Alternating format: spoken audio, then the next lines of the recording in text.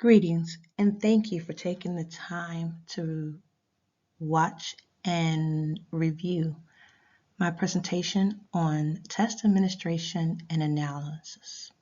My name is Tracy Rose, and I am a graduate studies student at Liberty University for the School of Nursing.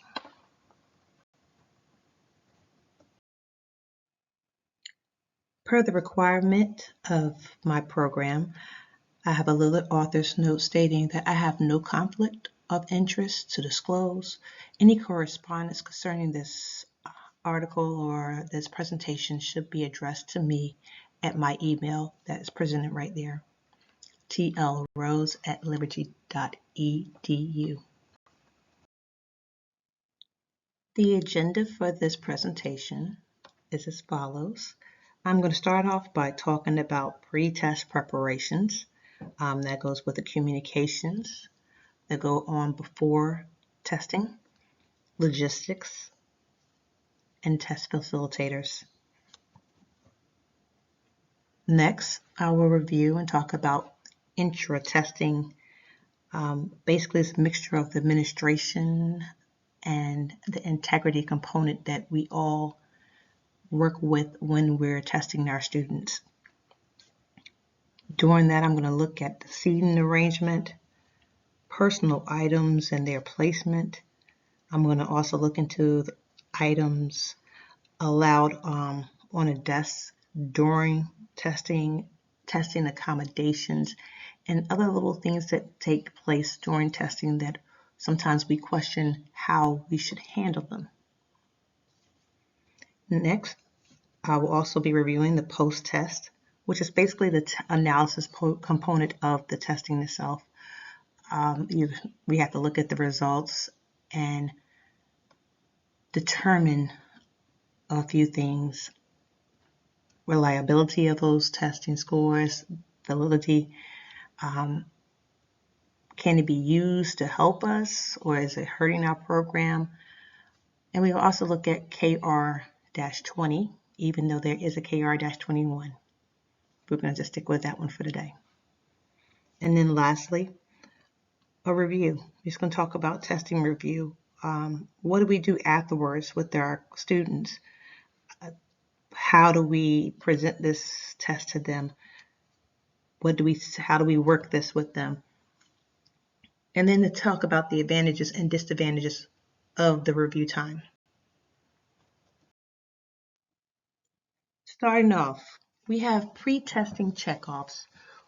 Before we even get to the point of the day of testing, we have so many things that we have to prepare for just to be ready to administer the test. The three things I'm looking at here are communications, logistics, and the testing facilitators. Under communications, we have testing information. What do I mean by testing information? Students should be provided with information in reference to the testing. At that point, we're going to say, hey, this test is covering this information. We sometimes give them a number of questions.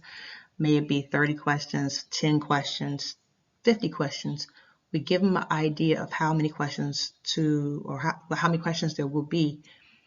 And that way it gives them an idea of how in depth they need to do or need to go with their studying. We also talk to them about the scoring and grading of the test. At that point, we could tell them that your matching can count this much. If you're doing calculations, it could count for this amount. And we give them an idea of if you're just having 2 points per questions for a test of 50 questions, which would just be 2 points to get for every question, meaning you'll get 100 in the end. Or if it's going to be greater than that, this point we also tell them the amount of time. That is really determined by how many questions are on the test. It can last for the entire scheduled class time, or it can only be a portion depending on what is being covered. That is at the discretion of the instructor. Materials provided. During the testing, in order to cut back on how many things come into the classroom testing site area and what we accept and do not accept in those areas, we provide those things. So paper, we can provide them. That way we don't have any question about things being pre-written or scribbled on a paper, which will make us question the integrity of the student. So we'll provide papers. If there's calculations being done, we can provide calculators. I will also suggest extra pens and pencils because things happen once you get into that testing area. And just to have extra will be a relief to not only you, but definitely to that student. And then lastly, the last thing we could do with communications is that we're going to post review time for the information that we're testing. We do it then because it just allows the student to grasp the knowledge and idea that, hey, we will be reviewing. You have the option to review and have questions ready when it is time. Logistics, very important. Depending on the size of your class and your testing type will determine how this works out. Majority of us now are using electronic testing, so everything's computerized. So that means that one computer per student. Now, it's not too many facilities I know that have, say, 50 computers in one room. It would be wonderful if all of us had that capability, but that's not always the situation. In that case, the time should be taken to find the area that will accommodate your number of students. If you have to meet with a secretary or whoever is in charge of testing to put a hold on those rooms so you know exactly where your students are going, that would be the best time to do it, just to make sure. I suggest if you can do it even ahead of time before you even start the course, it will be great. Securing the materials. Most of the time our offices are, or wherever, from my experience, the secretary of our units are able to provide us with materials. Or either the testing administrators in our building have materials already put aside.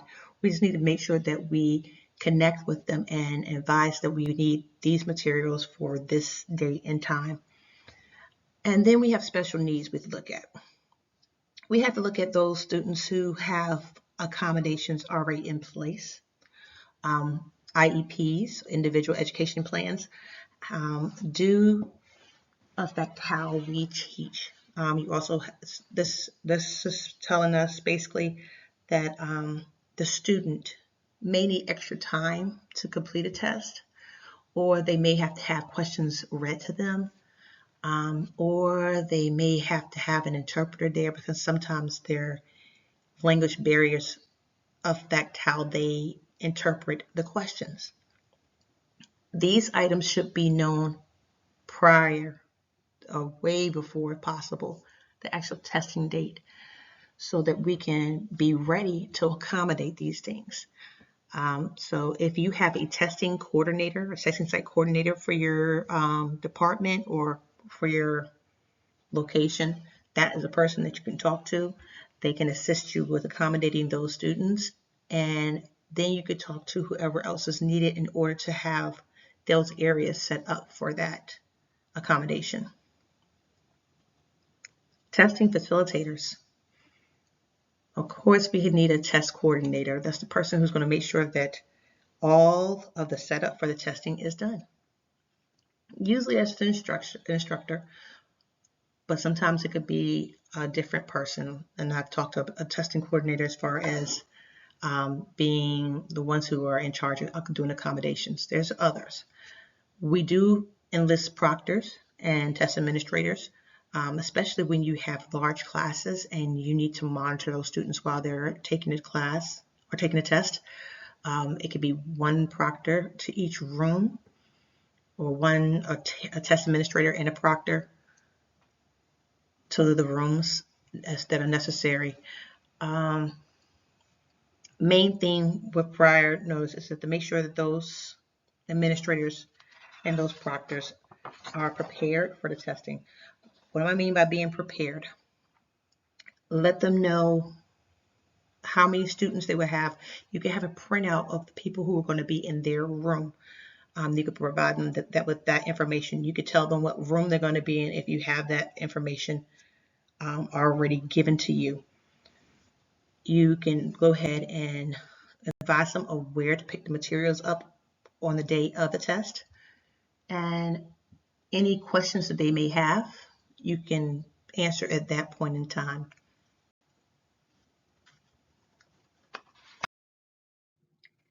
Fair testing is required. In 2020, the National League of Nurses decided to give us a guideline for fair testing requirements.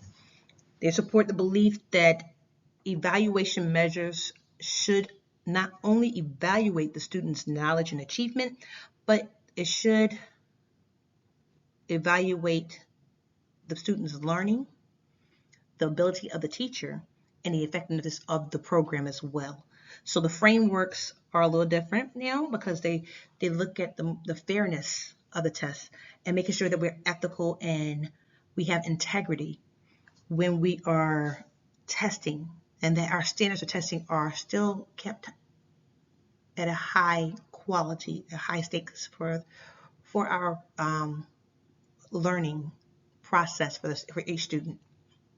So what am I saying here? I'm saying that these tests now have to be reliable, have to have validity, have to have evidence of fairness. It has to be an equal opportunity for all to take the test and feel that they are not being ambushed with foreign material or wording of material where it is not clear and concise. The test should have no biases at all, culturally, gender-wise, or race-wise. It should be fair and equal for all. The test should be appropriate to its purpose and have good technical quality. It should not have anything offensive in it. One thing we do not want to do, we do not want to offend our students in the middle of testing and let them have a bad reaction or trigger some emotions, which takes them out of the testing mode and makes them uncomfortable or anxious or unable to concentrate on what is in front of them. We want to give them a fair opportunity to come in there, take this test, and pass or either not pass, but it will be on their own cognizance without any additional help with that. Tests should be reviewed regularly for correct content accuracy and relevance. We have many different innovative, creative, and evidence-based changes that have occurred in nursing and in healthcare in general. So we are way different than what we were in 1980s to now. So our information has to reflect that, and our testing has to reflect that. I can still remember taking the paper test with the little bubbles and having to have that number 2 pencil. And now we are at a point where our students just log in. They can have a camera looking at them, telling them where they can and can't move. And they're taking a test from their home or from a site that we feel comfortable with. So things have really changed, and we have to make sure that our practice reflects that. Test vendors should provide technical manuals that will provide information for test blueprint, development procedures, psychometric testing, and other norms. So a majority of us are using these vendors now to help create our tests. So we should have all these things in our hands and available to us to help us feel great. What are we informing our students of? Because when we're stating these fair acts, but are they aware? So what do we do? What do we tell them? Students are notified early as possible about the nature and the contents of the test and any consequences of taking the test. So basically, what do I mean by consequences? I mean, if they get this answer wrong, this is the score you will get. This is how much that question was worth. These are the things that need to be told so that there is no surprise on the day of. Nothing that can knock them off their game. Nothing that will make them uneasy. Well, it's kind of hard to make them too uneasy because it is a test, but trying to make them as comfortable as possible. Students should be informed about the test's different modalities. Yes, we can print them. We can do verbal, but majority of us use the web now. But we have accommodations, and those accommodations have to be provided. So that brings in the printed and the verbal. A process should be implemented to document the students have read, understood, and accepted the guidelines. This is all stated in our National League of Nursing's guidelines. So what did we do? Most of us prior to testing, we review the guidelines and the student may sign off on that. And then we turn around and we do an honor code with them as well. And they can sign off on that at the beginning of the course, beginning of the testing time. Administration and integrity. McDonald is the name of one of the authors that we use to support our information. In fact, she is the author that we're using for our book for studies right now, Mary McDonald to be exact. She wrote this book in 2018, or actually was copyrighted in 2018, called The Nurses Educator's Guide to Assessing Learning Outcomes. This is the 4th edition, which is primarily being used now. But in that book, it says, or she wrote, that when administering a test, the main goal is to provide students with the fair opportunity to demonstrate their achievement.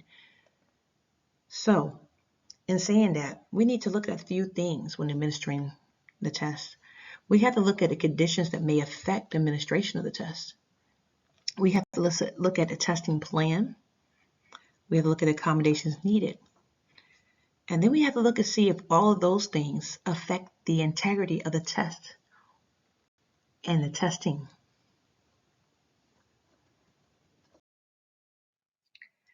Intra-testing checkoffs, like pre-testing checkoffs, are in place just for us to make sure that we have everything we need the day of testing. So we're looking at 3 things. We're looking at conditions. We're looking at monitoring. We're looking at accommodations.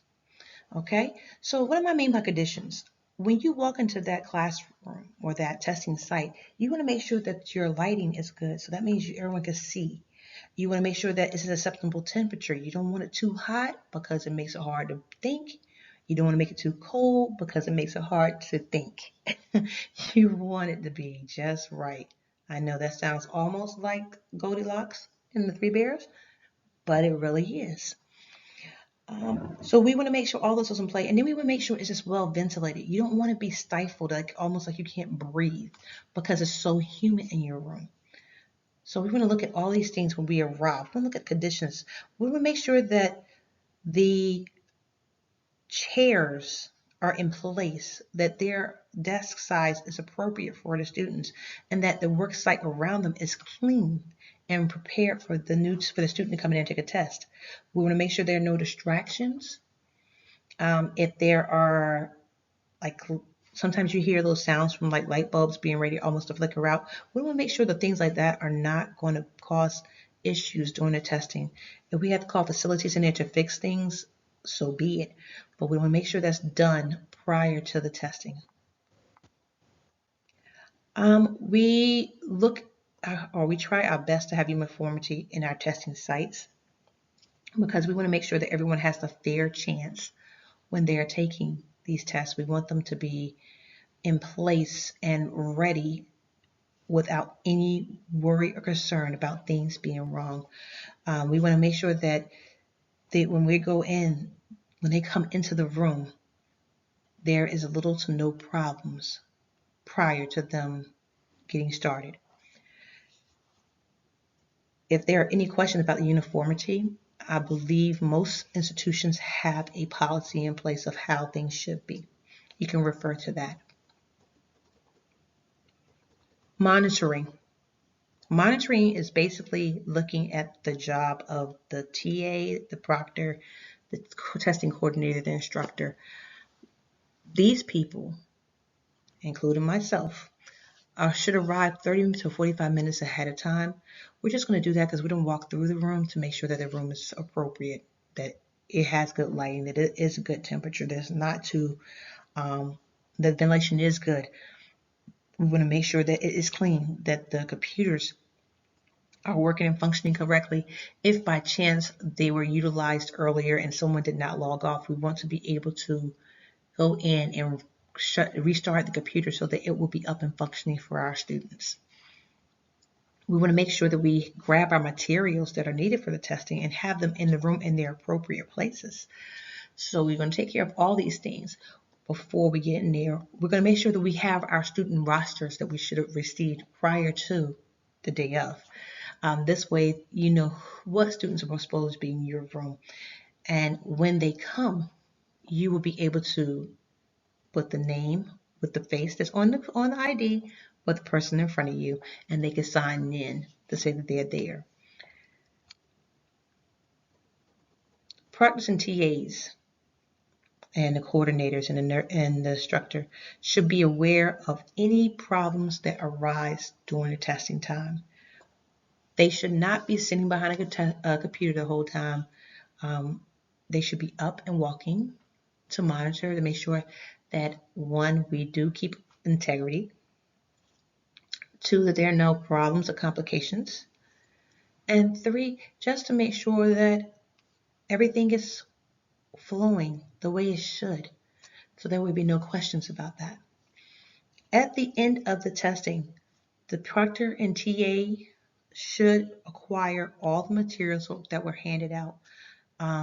Why is that? We want to make sure that testing questions and answers are not passed on to other students. We want to keep the integrity of the test. So we're just going to make sure we get those papers, and then we can take care of everything else later on. So another component that the proctors and TAs do, before we even start the test, once the students arrive to the room and they've been ID'd and signed in, we have to instruct on what is acceptable and not. If they brought personal possessions with them, my standard is to let them leave their bags at the front of the class. That way, there's no question of them having any kind of distraction. There is no ability to retrieve help from your personal belongings during the test. I try to limit things that can make me question my students' integrity. As far as cell phones, I ask that they are either silenced or turned off during the testing.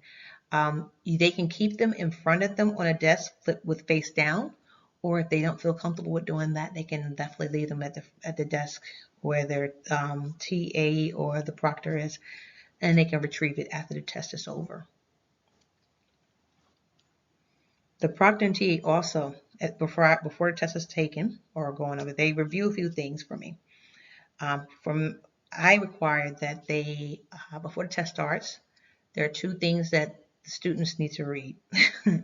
One of them is an honor code. On that honor code, I'm basically stating that the student understands the what they are to do, that they will not cheat, they will respect the university's honor code. Um, so they sign off on that, and then we give instructions for the test. So that is basically the two things that they really are doing prior to the test being started. At the conclusion of the test, I ask for all materials to be returned to the TA or the proctor. Why? Because sometimes, not knowingly, we write questions down and we start scratching off answers to make sure which one makes sense to us. But I don't want anyone to have the chance of saying, hey, I'm going to take this home and I'm going to review it. And if by chance ends up in another student's hands that you're teaching at a later time and that question is on the test again. So to make sure that the integrity of the test is still good and valid, I retrieve all materials that are handed out prior to the dismissal of the test or prior to the student leaving the testing site. Accommodations. So we always have in mind that there are some students who just need a little more assistance than others.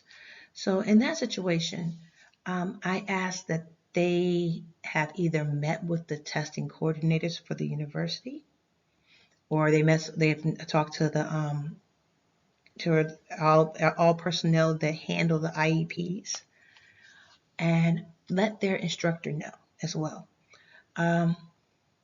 This helps because on a testing day, the instructor, the TA, and the proctor already are aware of whoever needs additional help. That can be from just having extended time to take the test. If they have language barriers and are not clear on what is being asked, you have people in place who can assist with that.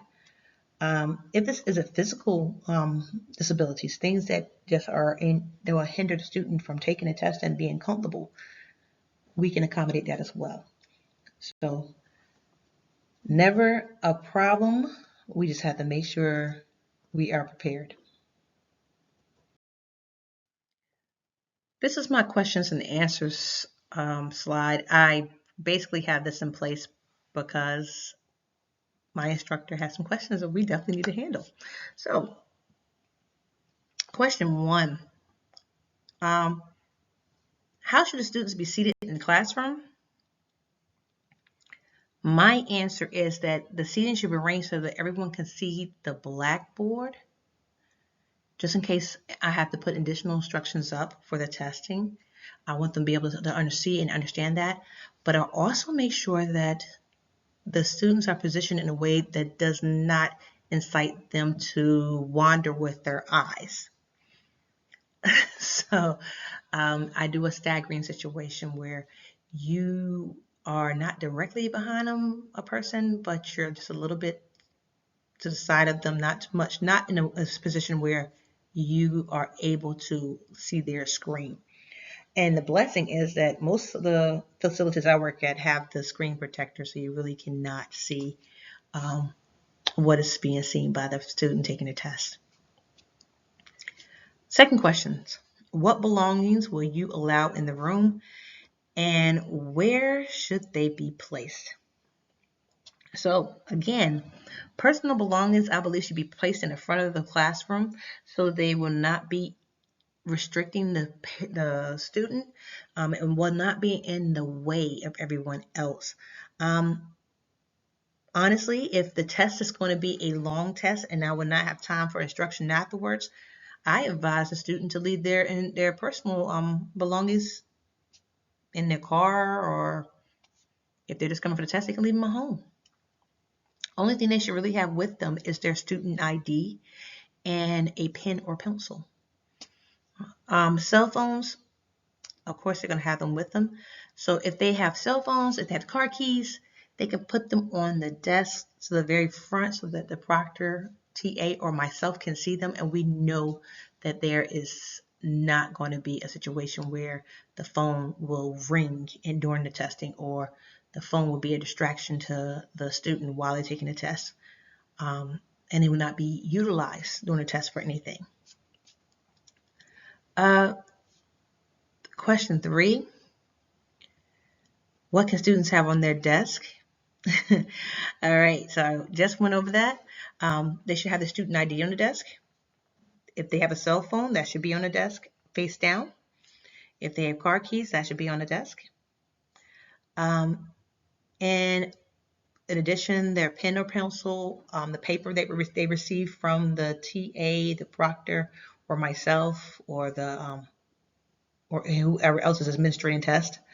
And if a calculator is being used for calculations, that should be on the desk as well. And the fourth question, how will we handle accommodations? Accommodations should be made known to the instructor ahead of time, because this is stuff that we provide insight to when we're preparing for the test. We'll talk to test administrators to figure out how we can accommodate these special needs. We'll let the proctor know, or the TA administrator know, or whoever else is assisting with the testing. We'll let them know what those accommodations are. If it's a situation where the student can't concentrate with distractions, or they're worried about distractions, we can actually accommodate them by putting in a different room to test that's more secluded. If it's a physical disability, we can adapt the desk to work with them. That is fine as well. If it's extended time needing, because that's you have learning disabilities, then we can accommodate those as well. We work hard to make it so that all of our students get a fair opportunity during their test time.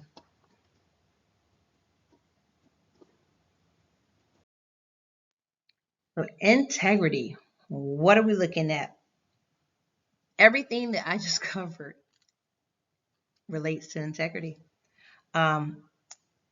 Yang and a group of his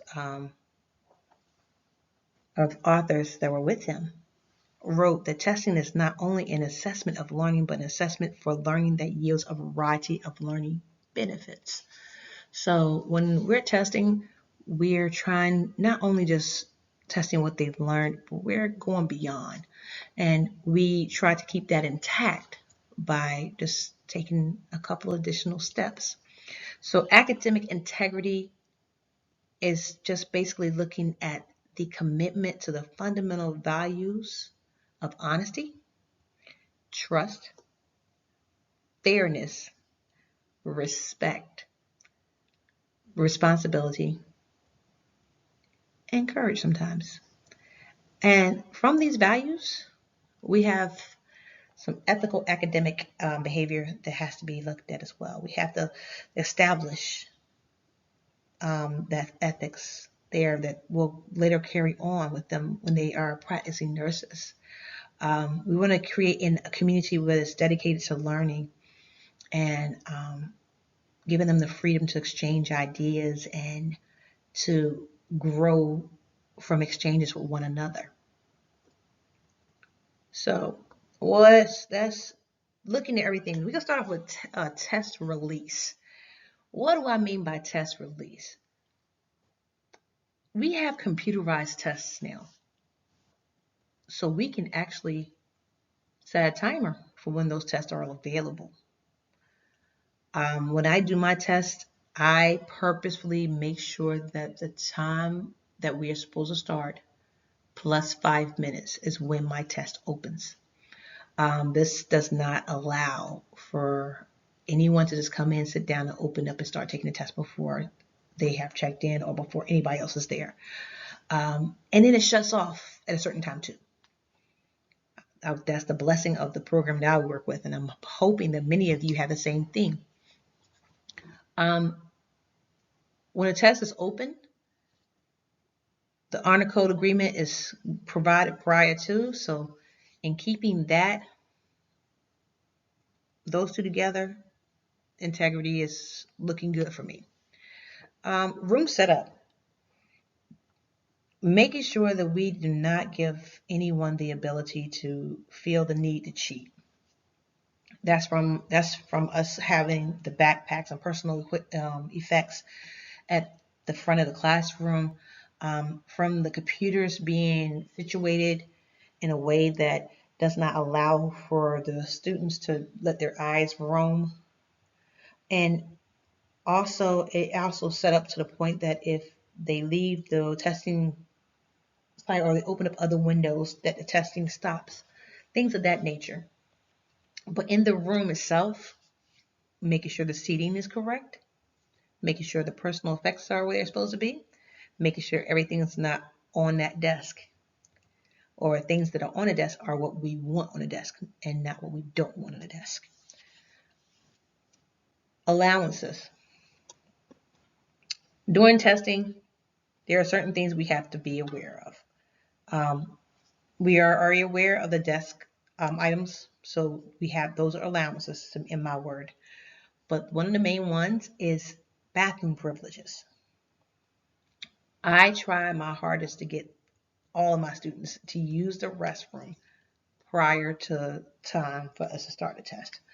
Why? Because getting up in the middle of the test distracts everyone. And it's not on purpose, it's just that movement when you're focusing can disturb you. Um, I sometimes have the tendency that when one of my materials are earplugs, because some people are really sensitive and just sounds distract them, so the opening of a door would distract them. So things like that are things that I look at. Um, so allowances, allowing them to go to the bathroom, just making sure that when they come back in, they do it in a way that does not disturb everyone. Monitoring. We're going to make sure we walk that room to make sure that no one is doing anything that makes us question their integrity or the integrity of the test. And at the completion of the test, we want to make sure that all materials are turned back in. Again, I am very cautious about receiving all the paperwork because of the test integrity. I do not want my one class to share the answers to the tests with another one of my classes. So that is why that is done.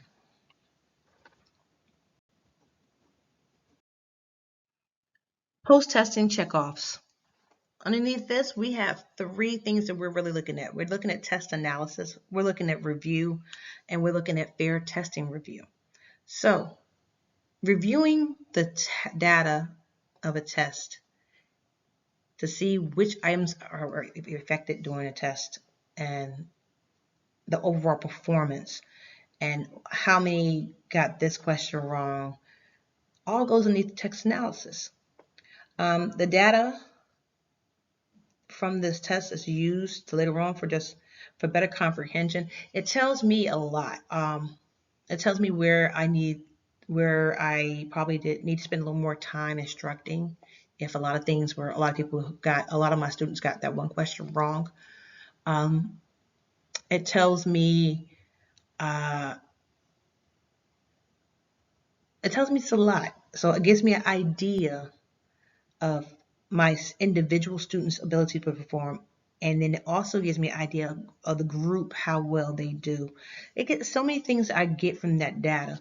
And it's so helpful when you're sitting there creating these tests and you're trying to work with your students that you understand that, hey, they may not do well with this formatted test, but this is the format that's going to be used in the NCLEX. So I need to start teaching them how to approach these questions. Things like that.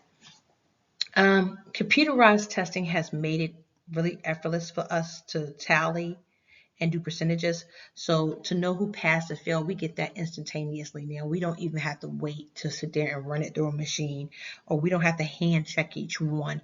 We can look at it and it will it'll show us the questions, who got what right, who got what wrong. And and it gives you a percentage of the people who passed it and who did not. And so it gives us better insight on if the question met the needs, or if um, you have to look at that one item, and maybe in my case, if I have, say, good 80% of the class didn't get this one question right, I take it off. I don't give anyone credit for that. And I reevaluate the testing after that too. I mean, that's as far as how I ask certain questions, and then I also reevaluate how I taught that area. Review.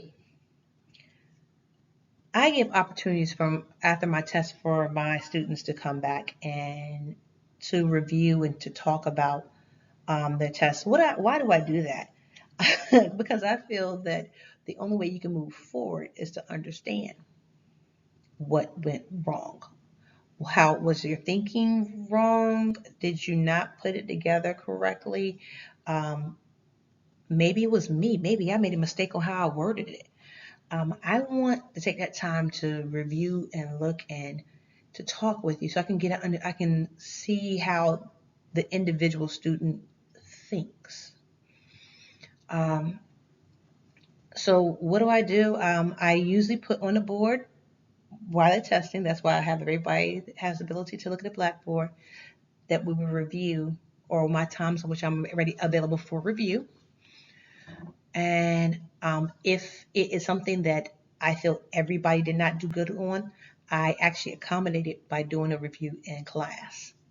It does make it a little more trying because you're trying to get other information taught, but I need a good foundation for my students, because these tests and well HESI, and then for just preparing for the NCLEX period, requires that they have the knowledge that I'm testing. So when I put that information up on the board, there's two ways you can pretty much catch me.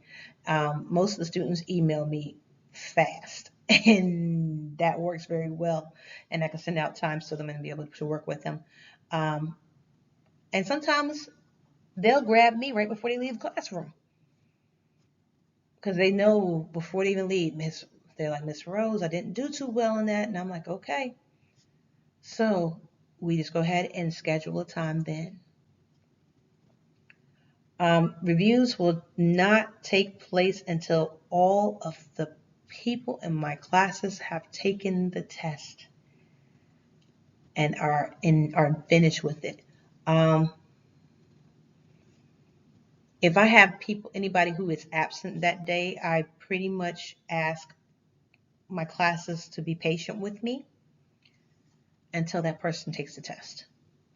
And I try my hardest to do it within a good time span so that I can then start the review process.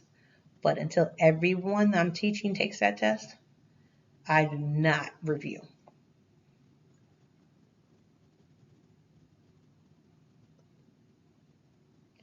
So, fair test validity and reliability.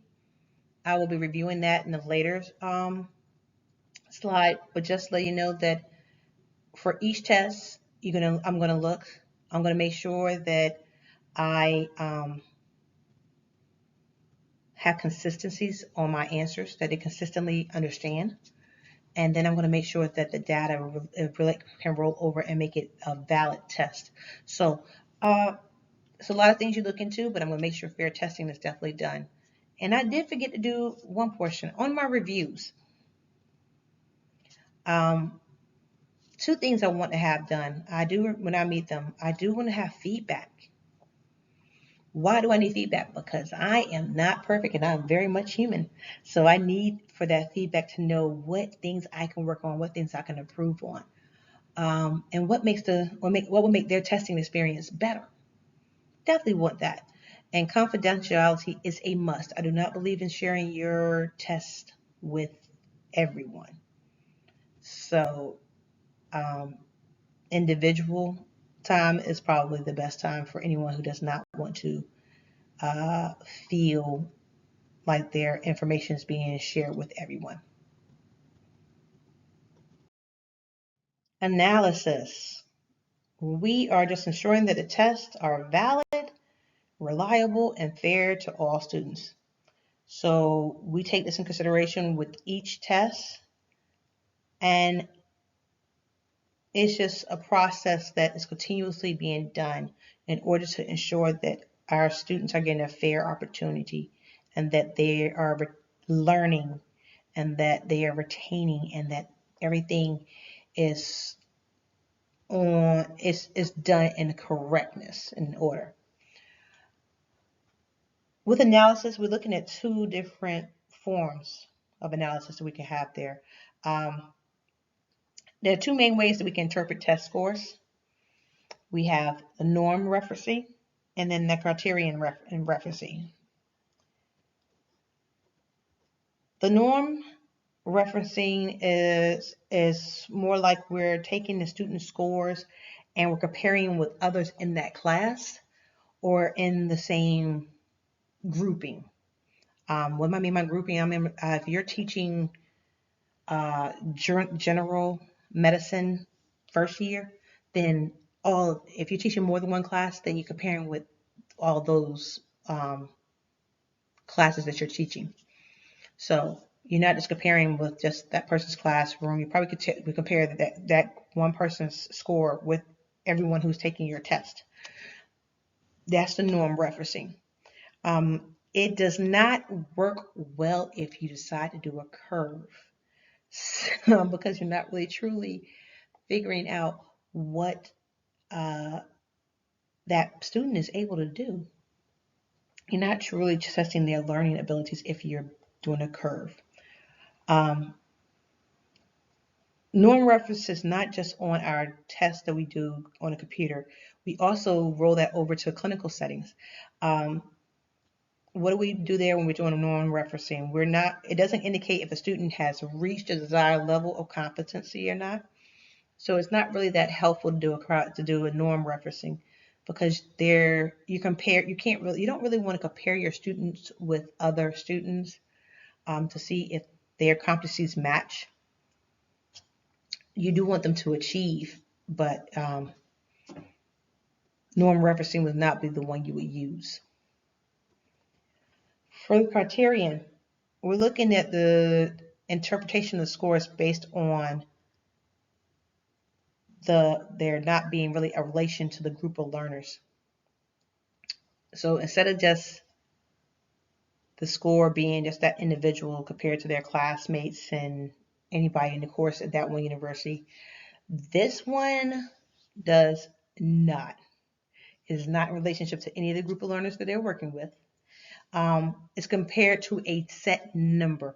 It's almost like taking the NCLEX SATs with people all around the world. It's just that you're compared to a grouping that has no relation to you whatsoever. So it makes it very interesting. But interesting part enough, the criterion reference does work well with clinical evaluations because it allows them to demonstrate that the student is competent. So like if there's a standard that all people across the country have reached, then if your student reaches it, then they are compared with them. They're just going into that group, but it's not a true idea of how well that one person does on their own. It just says they meet the standards everyone else has.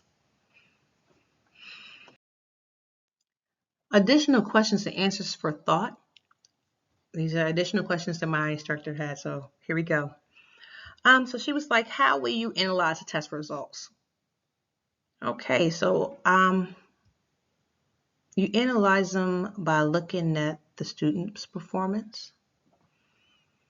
I'm looking at the group performance. So I'm looking at each individual student to see what answers they got wrong, which ones they did right. What seems to be their weak areas, and go from there. So that way when I'm speaking with them, it's not it's from an understanding that this is where your deficit is, and let me see how I can help you to achieve more in that area. I look at the group performance because if it's not a situation that just the individual got it wrong, but a lot of people got it wrong, then maybe I need to look at how it was worded, the question was worded, or maybe I need to look at how it was taught. Was it taught in a way that they could grasp and understand? So yes, I do question a lot of that because I do want to make sure that I am doing what I need to do in my preparation or in preparing them for taking the HESI or being prepared just to practice in this area that I'm teaching. What statistical analysis will be used? Well, there are 6 different types of statistical analysis. You have the descriptive analysis, you have inferential, you have predictive, you have prescriptive, you have exploratory, and you have causal. This is based off of Martin, and an article by Martin, and they were just explaining all the different statistical analysis that we used. And I also have them referenced in my reference listing.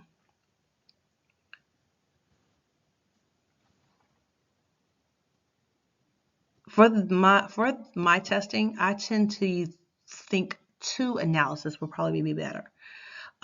Descriptive analysis is great because what it does is that it looks at the mean, median, and standard deviation of the class, and it gives me like an overall look of the performance of the class. So I'm looking at them and I'm trying to find like, okay, did they all score? This is like where this is the median. This is how they overall made out. But these right here excelled and these didn't. So I mean, I need to look at all that so I can have a better understanding of what to do. Where the inferential, this compares one class to another of the same course. So if I'm looking at my morning classes in comparison to my afternoon class, same subject, this is where this will work in. These findings give me more insight into what works better. Sometimes people work better after lunch. Some people work better before lunch. Some people are morning folks and some people are not. And depending on what kind of person you are, also depends on how well you receive information and how well you put it back out. So this information right here is helpful. It also tells me if my instruction methods are a little different in comparison. Am I doing it the same? Am I doing it differently? Am I feeding and motivating my students more in one class than the other? So inferential and descriptive analysis will be used in my statistical analysis. So additional questions and answers for thought. Here we're looking at the K20 and how it's used and what does it tell you. So K20 is the crude reduces formula 20, and the calculations from this are basically used on your right wrong answers, basically your true false, because a lot of times we forget that it's a little harder to score these for data. So we use this formula to do it. And what happens is that when the formula is used, it gives us more of an insight of the reliability of those questions and answers. So when we look at this, we're looking at the variance of the KD20. The variance itself needs to be higher. It has to be higher. That's the SD2, standard deviation 2. The test results are higher if that is high. From there, the scores are spread out across the mean, which is another way of knowing that it's reliable. And the reliability coefficient will be higher. So all of those things come in play. You have the variance that's high, you have the test results reliability that's high, you have the reliability coefficient that's higher, and then the means has a scattering of everything. So all those come into play just for your true false questions and their reliability. So how do you determine your reliability and your validity of each questions and of the overall test? This is when you literally have to just focus on what is consistent, um, consistently being correct, um, or consistent. I mean, from there you know that the more it is, the more the answers are alike, tells you more how reliable that question is going to be. Um, the validity of it is only relevant if the question is pertaining to the subject matter at hand. So if it's not answering the question of is it pertaining to what we just taught or what you just read, it may not be a valid question. So how do we look at that for each question and for each test? For each question, it's just observation and going through the test to look at what is consistently right and what is consistently wrong. Um, but then we're determining it by monitoring and analyzing test data, and that's leading to more stability of it. We're going to provide consistent test standards to make sure that there's no deviation, so that we can say that this makes it valid as well, because everything across the board was matching. And then we're going to make sure that we have clear, concise test questions. And in addition to that, we're going to get feedback in the end. We're going to make sure that the test that they received worked or was fair in their mind. Reviewing the test is the ending for all of it. Why do we review tests? Because we're looking to see if we have more detailed information about the standardized tests that can be provided to the students. We're trying to make sure that when we evaluate them, that they're valid, they're reliable, they're clear and concise. We're trying to get all this feedback for them as well. And then we're trying to make sure that the modes of learning are working. And they can be used to make decisions when they're actually applying them to clinical situations. Okay, so how do I review the test? I do it in two ways. My first way is a one-on-one review. This is when the student makes an appointment with me and we sit down together and we look at their tests. In looking at their tests, we're able to see what the test question is, their answer, and then I go back and give them the correct answer and the rationale why. But before I give them that, I have them to explain to me how they got their answer. I enjoy this portion because it enables me to see the thinking of my student. So now I can start molding you or getting you to the point where you can see why your answer was not correct. What I have found a lot of times is that the student has gotten down to the two answers that it could probably be, but they just chose the wrong one. And this is why I just explain why it was wrong. And then allow them to explain to me if that was helpful or not. Okay, so advantages of doing it this way. Privacy. The student has just mean the student. There's no questioning. There's nobody to disturb them. There's no one to witness something. There's no one to make a comment about them getting that wrong and why they should have known this. It's the ability to just feel comfortable with asking questions and getting answers. It's a time for them to gain extra knowledge that they did not have prior to taking this test. Less anxiety comes for doing it this way because no one is judging you. And then it's more attention to the details. I can actually explain fully, and you can explain to me why you chose what you chose. So it's a sharing and a back and forth that is helpful for that student. And then my second way of reviewing test is a group review. And this is when I take the question that the majority of the class got wrong, and I could say that will have to be usually about 70% of the class.